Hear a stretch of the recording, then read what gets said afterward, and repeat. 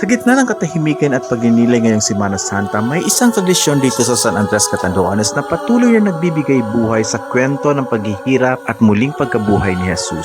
Dito sa St. Andrew the Apostle Parish, ilang dekada nang isinasabuhay ng mga deboto at parokyano ang makulay at makabuluhang tradisyon ng Kalbaryo. Tuwing Miyerkules Santo at Biyernes Santo, makikita ang 13 kalbaryo na itinatayo sa iba't ibang kanto na eksakto namang dinaraanan ng prosesyon ng mga santo. At habang dumaraan ng prosesyon, tila muling nabubuhay ang bawat eksena ng paghihirap ni Jesus. Hindi lang ito simpleng dekorasyon o exhibit, ang bawat entablado ay likhang kamay gamit ang mga indigenous materials na sagana dito sa San Andres, Catanduanes.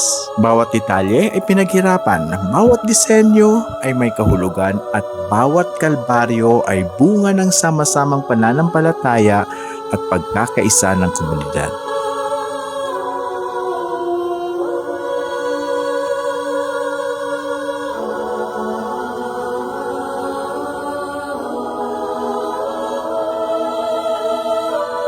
Sa paglipas ng panahon, ang tradisyong ito dito sa San Andres, Catanduanes ay hindi lang nananatiling bahagi ng pananampalataya, kundi naging isang atraksyon na rin na dinarayo ng maraming tao, mga deboto, mga parokyano, mga bakasyonista at maging mga turista mula sa iba't ibang lugar.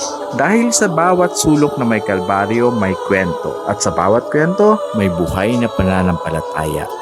Dito sa San Andres, ang kalbaryo ni Jesus ay hindi lang alaala ng nakaraan. Ito ay isang buhay na tradisyon na patuloy na ipinapasa sa bawat henerasyon.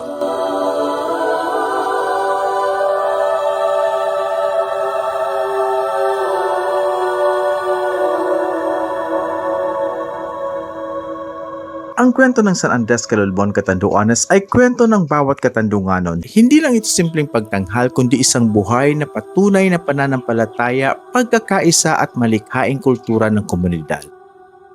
Ito ang San Andres, Catanduanes ngayong Semana Santa. Ako si AJ Solero, ang inyong Happy Islander.